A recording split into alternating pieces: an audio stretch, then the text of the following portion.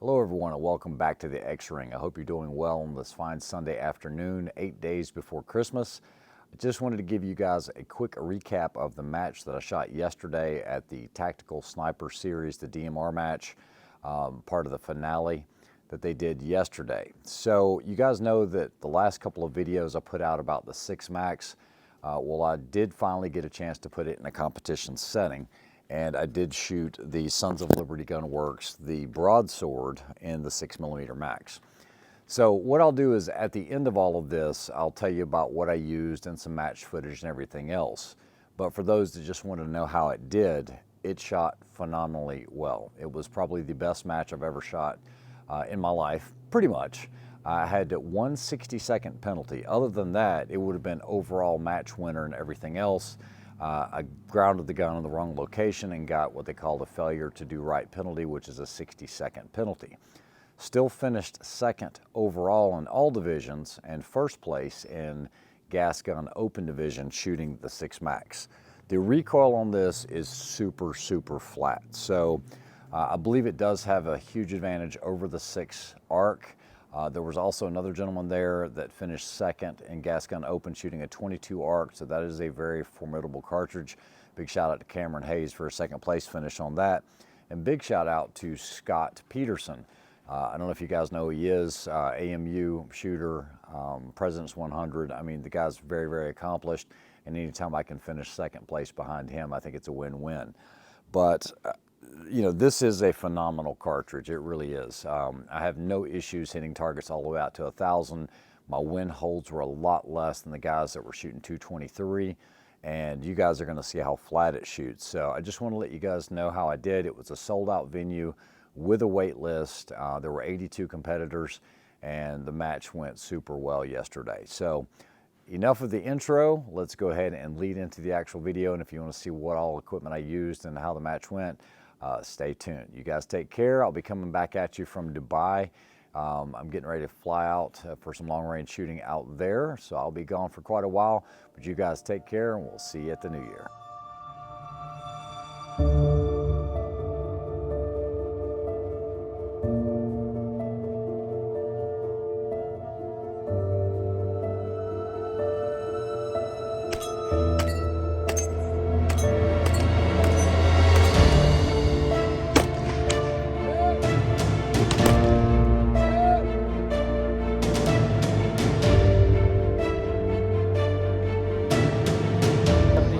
Like on the other one, how you doing? No, it's the other one is not bad, and you got way more coverage. So.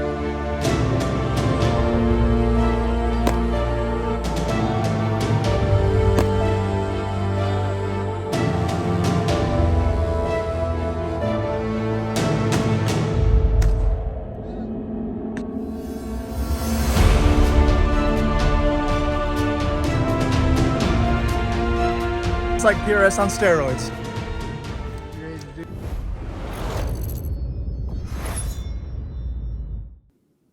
Okay, so before we get started, I want to give a big shout out to all my Patreon subscribers and to everyone that watches the channel, especially the Patreon subscribers. If it weren't for you, I wouldn't be able to do a lot of the things that I do, so I do appreciate each and every one of you. So let's talk about the gear that I used and the equipment that I used so you guys have a better idea of how a DMR is going to be run, and we'll talk about the exact equipment. Now, I do want to give a big shout out to Sons of Liberty Gun Works. I've never been exposed to their rifles other than what I've presented to you on the channel. So Mike and those guys put together this broadsword, and this is in 6mm Max. It's virtually identical to what you saw on the channel. The only difference is I added some things to make it better for the competition. So it had the B5 stock, it has the B5 grip, it's got the ambidextrous safety. All of that is factory. It does have an STW 22-inch barrel. I'm getting 2850 as far as velocity, shooting a 90 grain Lapua Sinar. What I actually added on this was the Area 419 ARCA rail on the bottom. This gave me a way to be able to move the bipod forwards and rearwards very quickly. I also added some XLR weights on the end of it. This is off of a JV MV Pro, just a standard M-lock. So I added those to keep that nose down a little bit. It still has the MPA brake. I'm not a huge fan of running a suppressor on a DMR. It will add the weight, but it's not going to help with the recoil as much as a muzzle brake will. Now, as far as the side panels, I did add the G10 VZ grips. Big shout out to the guys at VZ. I've never really had their stuff on the channel. These rail panels are actually very nice, very aggressive. We do have the Hawk Hill custom data card. Guys, if you're gonna shoot a DMR, you are gonna need a data card, okay? Don't write it on your hand, don't write it on an arm board. This is gonna move very fast, very quickly, and you want a way to be able to see what your next hold is. If you're dialing, you're losing. As far as the scope itself, I am still evaluating and testing the US Optics, the FDN17X. This actually performed very, very well. This has the Trimmer 3 reticle, which is the way that I ordered it for the evaluation, and the verdict is still out on it. Like I said, it's clear, it tracks well, all the holds are good and all of that, but I want more time with it before I give you guys a full evaluation of it. I also have the MV3 mounted onto the spur so that I've got a level on here, because during this match, we did shoot out to 670 yards. You know, it's funny, almost every DMR says they don't shoot past 600, and the next thing you know, you got targets at 700 yards. It's just the way that it kind of works. You always want to make sure you have a chamber flag as well. That way, everyone can tell that your rifle is empty and unloaded. As far as a bipod, I'm going to get to that last because it actually hurt me quite a bit on one of the stages, and we'll talk about that in just a moment. As far as the pistol, I ran the DS9 from Masterpiece Arms. Guys, this has been flawless. It was even better this weekend because I didn't run factory ammo. I actually did hand loads. I did 3.4 grains of tight group. It ran like a sewing machine, just super flat recoil. I'm not worried about power factor or anything like that. So it was really good on the pistol stages because there was always a pistol element. Now, during this match, they had changed it up so that the pistol wasn't as difficult. There were a lot of complaints fielded by competitors in the past saying that the pistol was too difficult and that guys were really upset about it. So they went the other direction. The problem is they made it too easy. And it was very easy on the pistol. It was almost like we should have just omitted it because it was so close. I'm sure they will find that happy medium. Big shout out to Chad Wiley and Mike Willis for putting on that match because it does take a lot of work and effort.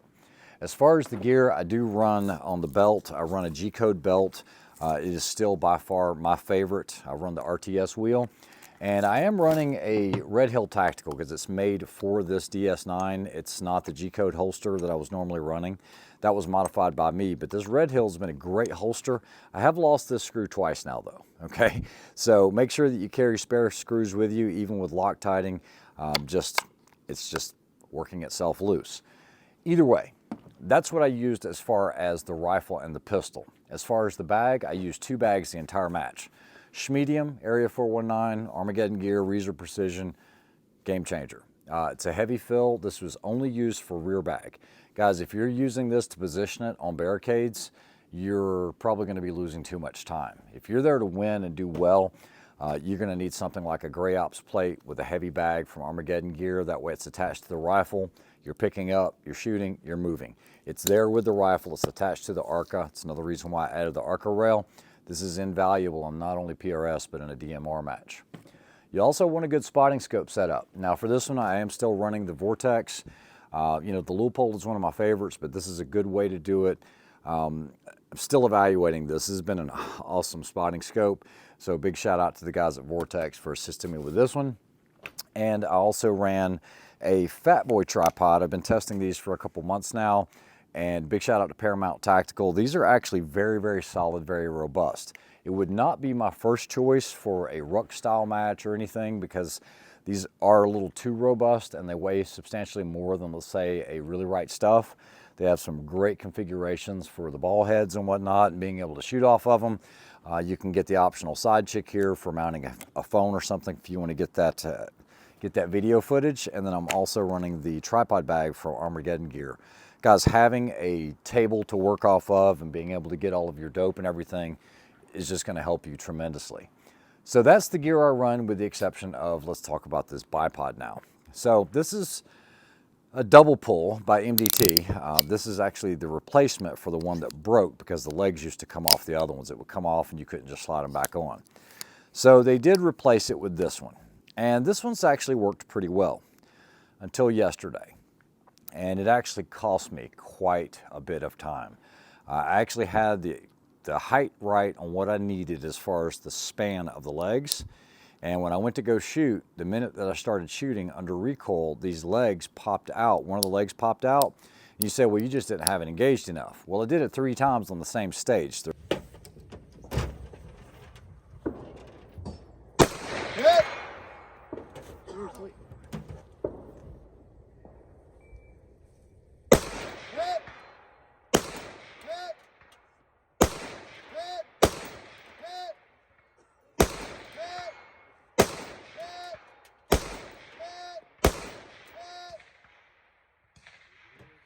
Come on.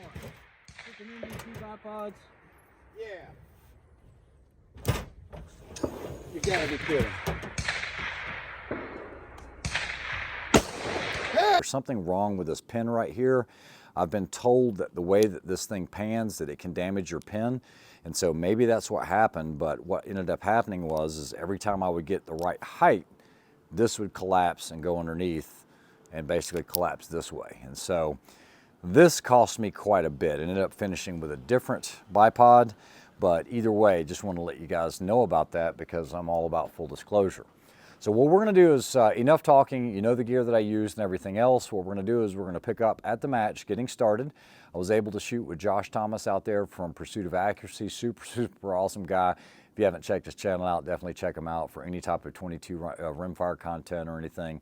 It's got a lot of great information. So here we go. Let's pick up with the match footage and getting started. All right, everybody, welcome back to the X Ring. You guys know who this cat is. This is Josh with Pursuit of Accuracy. What are you doing out here today?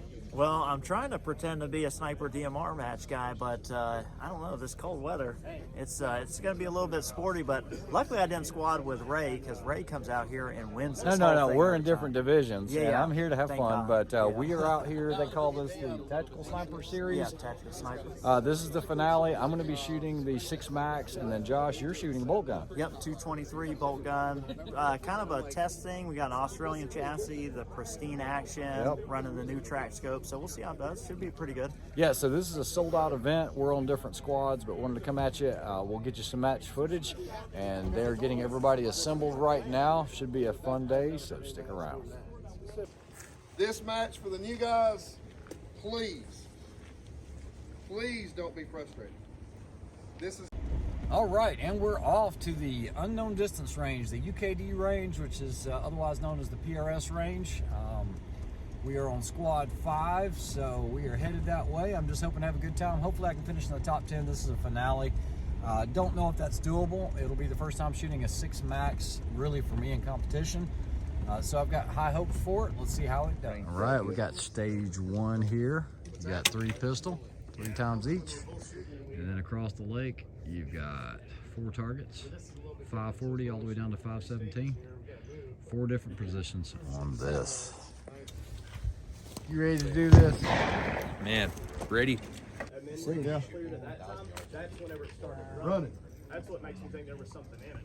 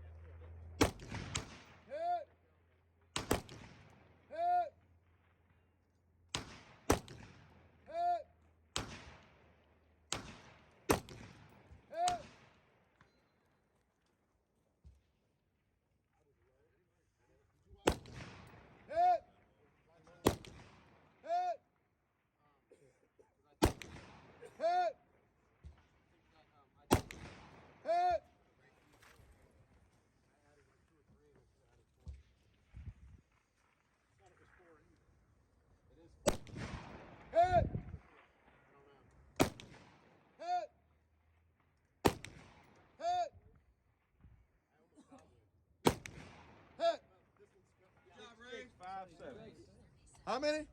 6657. Told you.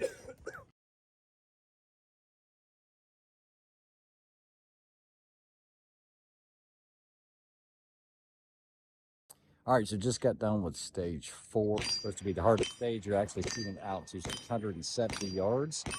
They made the pistol a lot easier, but I did really well on that, cleaned it. I don't know, 60, 70 seconds, something like that. But the day is going well. The wind is starting to pick up a little bit, but let's come back at you from stage 4 or 6. I can't remember. All right, so mid-match update. We've got 3 stages done. Josh is actually shooting on the other side of the property. I can tell you, these stages over here are kind of spicy. You will be shooting out to about 670. Right. What was it like on the other one, and how you doing? No, it's the other ones, it's not bad, and you got way more coverage, so Yeah. the wind's not a big issue. 223 is like a whole different beast. I'm about to just quit on 223. Mag issues, I've run through like 5 mags trying to get a mag that just feeds good in a 223. Pain in the freaking butt. And then out of my own stupidity, I can't blame anything. I got a QD mount. Second stage, couldn't hit crap. Go to get my dope card, mount's loose. I mean, it's my fault.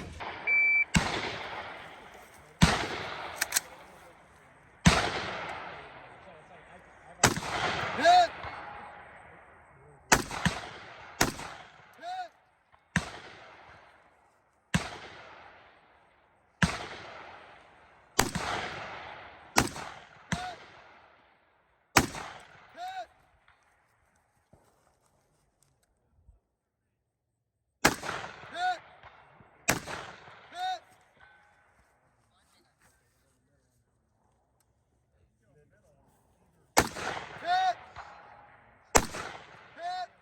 One more position, right? Yes, sir. Hit! Hit! Safety is on. That's right there, too.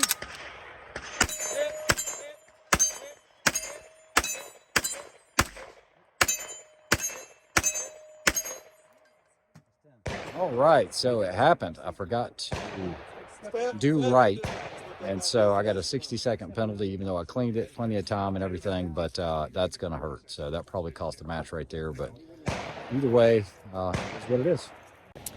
All right, Josh, so we are done now. 6 stages, DMR, what'd you think? How'd you do?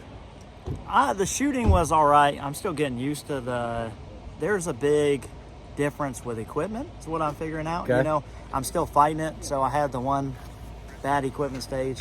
Yep. I went around to the harder side of the course. I hung with all the better shooters out there. I dropped 4 total on the backside with some switchy winds. That's not bad. My performance on pistol was terrible. Rifle, I shot pretty good, but my equipment, I needed to take more time. 223, I found, is like the hardest freaking centerfire cartridge ever to get it to feed reliably and do something. But it's my fault. You know, I didn't prep enough. I kind of threw the gun back together, come out here. And so for that, I'm happy. You know, I won't podium or anything, but I learned more than if I would have podiumed. Yeah. You learn better lessons when you suck. That's right. That's right. Well, I had a good time. Like I said, other than that one penalty, I shot a really clean match. So we'll see how we finish up. I don't think there's any way to make up 60 seconds of this match. That's hard. Yeah, that's going to be really hard to do. But who knows? We'll see what happens, and let's see what the results are. That is. I'd almost rather have that. That is a unique trophy. I guess that's a series, maybe. I don't know. All right. So Josh, now it's all done. All wrapped up. Yep. What did you get? Second bolt tactical, which is a smaller division, but I think a good point. Don't you have? Did you Oh, win my something? tank, yeah, my let's tank let's trap. see it. So Josh actually got second in. First time I've been the most proud to have second place because I know. have those clear trophies, but this is going to look good. That in actually the gun looks room. really, really good. I So, like it, yeah. So Josh, of course, did shoot bolt gun tactical. Yep. Came in second in tactical division. Was, even with that 60-second penalty, was able to get first place gas open and second overall, which I'll take that, especially behind somebody like Scott Peterson. Oh, yeah. Who, you know, he's an AMU guy and just strong shooter. Guys, if you've never done a DMR match, it's a lot of fun. Josh, anything you want to add to it? No, it was a ton. It gets you out of your element if you're just doing rifle stuff. Yep. And this match specifically, I always seem to feel like I'm really crappy and I want to throw in the towel because I have a failure of equipment. Yeah. But if you just stick it out, hang in there, you always seem to do better than what you thought you did. Absolutely. And big shout out to AccuTac for giving the bipods out for the first place winners. And I do appreciate everybody that helps sponsor the match and everybody that watches the channel. Big thanks to my Patreon supporters. All right, so after it was all said and done and the smoke cleared, I was able to get first place gas gun open. And overall, which they don't even give an award for that, I was able to get second place overall. I did have first place sewed up, except for my malfunction of not putting that rifle back into the seat, which cost me 60 seconds. However, losing to Scott Peterson, who shot for the AMU President's 100, anytime I can finish second behind him, it is a win-win for me. So hopefully you guys enjoyed that match footage and review of the Tactical Sniper Series DMR finale that was yesterday. And then next year they've got about 4 or 5 matches that are scheduled there. And big shout out to everyone that came to the match that had never shot a DMR, came up, said hey to me, and said that they were there because they saw the video previously of the 6 Max. Now guys, as far as the 6 Max, my evaluation of it, you say what you want, you say it's not here to stay. I can tell you, while this cartridge is still being made, or I've got the dies for it and everything else, if there's a DMR, I'm probably going to continue to shoot this. But what I'm saying is it's an option that has less recoil than the 6 ARC. It has great ballistic characteristics, and I know if a target's all the way out to about 1,000 yards, I'm not going to have any problems hitting it with this. This is a phenomenal setup. I know they're working on some 103s and 107s, a bunch of different weight bullets for this in the 6 Max. And so, you know, I hate being a proponent for it before it's actually released, but I've had thousands of rounds on the 6 Max now, and it continues to impress. Could you do the same thing with a 223? You absolutely could, but I can tell you your wind holds are going to be substantially less. I didn't miss a whole lot of targets yesterday. As a matter of fact, it was a completely clean match. I didn't miss any targets. There were only 3 of us, Scott Peterson, myself, and then another gentleman.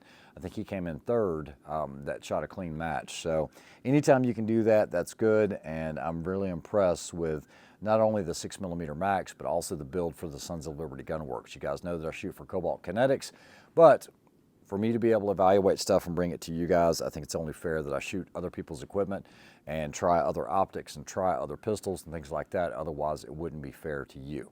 So I hope you guys have a Merry Christmas. You're not going to see me again. I'll leave actually for Dubai in a couple days. I'm going to be doing a lot of long-range shooting out in Dubai. So hopefully I can bring you some of that footage while I am overseas.